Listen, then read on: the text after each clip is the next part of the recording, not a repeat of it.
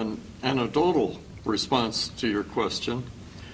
In the later years of EBR-2 operation, all of our operators were from the nuclear Navy. And in the nuclear Navy, they had been trained in operation of water-cooled reactors, pressurized water reactors. And a good fraction of our maintenance people were also from the nuclear Navy.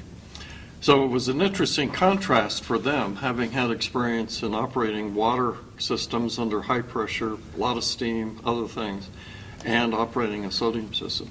To a person, they would all say they would much prefer the sodium-cooled systems.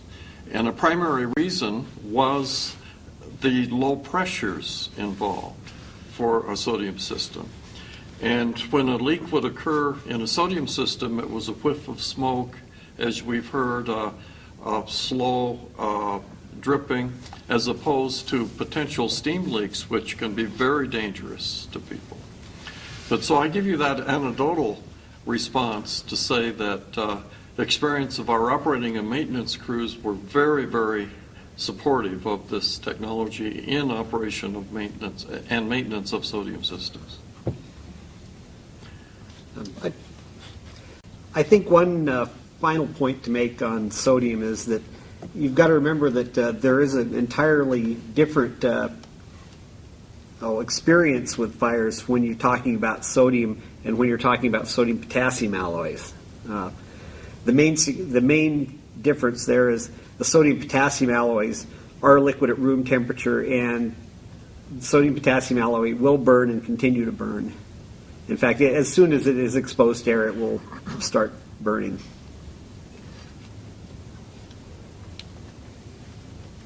I would like to add one thing on the sodium leaks. Has been referred to. The typical materials of construction in a sodium system is a stainless steel, typically 304, sometimes 316, but it's a very ductile material, and you can very much take advantage of the leak before break philosophy.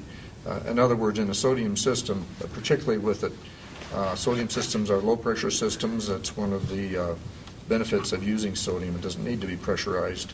If you get, for whatever reason, you get a small leak in a system, it's typically a pinhole leak or a very small crack. You don't have a high pressure trying to push the sodium out.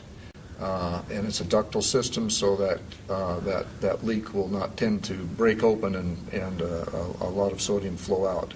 It'll maintain a very low leakage rate, which can eventually be detected, and it's that leak before break philosophy that is permitted by the use of these stainless steel and ductile materials. And by the way, the construction codes, the ASME boiler and pressure vessel code takes full advantage of that properties of the stainless steel and its requirements. I'd like to comment.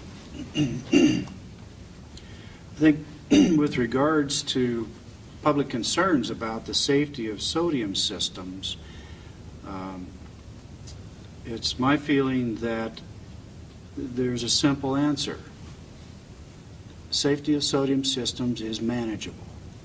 Through proper engineering, proper design, proper operation, and proper maintenance, it is a very manageable material to use as a coolant. And I don't have any specific statistics or anecdotal evidence, but it's my opinion that the operation of a sodium system can be as safe, if not safer, than many of the chemical systems that are used throughout the country and throughout the world. Would anyone agree with that? I would like to add that one of the real concerns, especially early on with designing a sodium-cooled fast reactor, was a failure in the steam generation system, where you'd have a reaction between sodium and water that could be explosive. And there were very careful design considerations made in EBR-2 to eliminate this as a real concern, and we never did have a leak that brought water and or steam and sodium together. However, such events have occurred in quite a few of the fast reactors around the world, most notably BN-350 in its early operation. In fact, I was part of a group that toured there in the 70s to address some of the problems that they had found. The bottom line for that is that even the sodium water reactions that have been so greatly feared in the early days of design were quite manageable. They were not so catastrophic as people had hypothesized, and they're actually quite manageable in both personnel safety as well as impact on plant operation. BN-350 resolved their issues, came back into operation, and operated successfully for quite a while.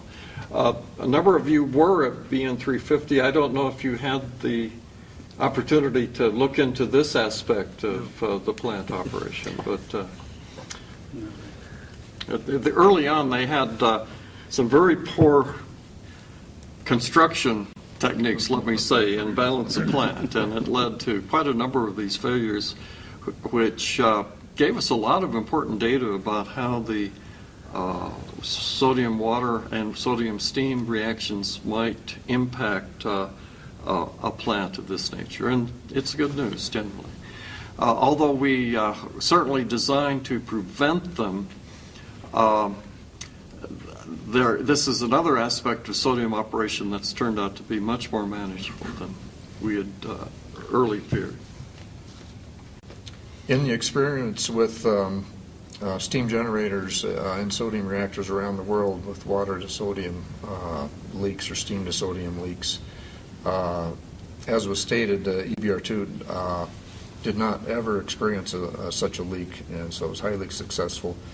The leaks that did occur in other facilities certainly caused operational problems until they were repaired, but I don't believe I can think of any case where there was ever a reactor safety issue associated with the sodium cooled steam generators with a leakage problem. They were isolated, they were operation and maintenance headaches, of course, but did not pose any reactor safety issues.